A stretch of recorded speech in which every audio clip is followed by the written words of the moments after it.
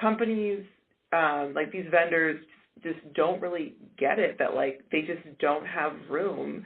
Like they're not able to, I guess, to pay for these 10% increases every year or 5% increases every year. And that there just seems to be maybe this kind of like disconnect that some of these companies just don't really understand some of the operating financial pressures that you're dealing with. So I guess I'm just curious, to what extent is that true? And do you feel like your vendors really understand the pressures that you're under with your business? I do. I think they all seem to be reasonable.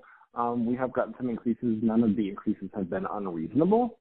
And if I have any conversations about them, they say, yeah, our costs are going up, and I understand your costs are going up, and, I'm sorry. And, they all seem to be very, very good about it.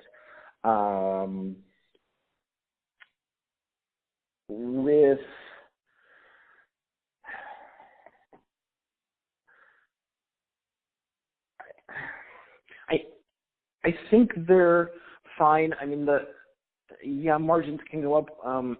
This building we do okay because we can raise our rates if we need to, because we don't do insurance billing, so it's private pay. And so, if we have, all of these costs that go up, month over month, and 6 months in, we're, not projecting what we did, we can raise our rates, which is nice. One of the previous buildings I worked at, we were like 95% Medicaid. And one of the conversations that we were having at the time, and, this is sort of a more macro conversation, but it would involve vendors as well, which was, so that building has 110 residents, and 95% of its funding comes from the state. So it's a very fixed amount. In that county, the county was also working on passing a $15 an hour minimum wage. So, so then all of a sudden if your revenue's fixed and your costs are fixed, but they don't match, you're stuck. Right. What do you do? You close down. It's the only thing you can do. Putting 110 people out of a place to live. Hey, sorry, nothing personal. We can't stay in business. And so that's definitely something that vendors have to be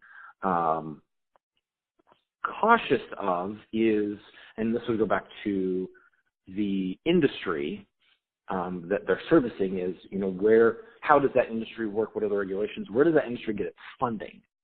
Or where does that particular building or company get its funding? Because if its funding is fixed, if it's, all Medicare funding, if the vendor continues to raise costs, the facility is probably going to have to change vendors because, they're not getting an increase. And healthcare margins profit margins are so small to begin with. It doesn't take very long for you as a healthcare company to go from, making a little bit of money to, oh shoot, we're underwater. And if, ultimately, are there any companies that you see in this space that stand out to you as leaders? It's like leaders in terms of like what they do, or leaders in healthcare? Any of them that stand out? Yeah.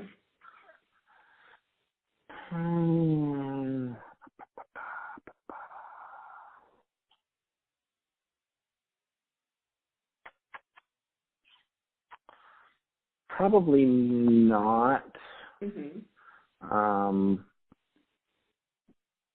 But again, for my last couple of years in this industry, my focus has been pretty small. So if there are companies out there doing a large, national programs that are of benefit to the industry, it probably would have been on my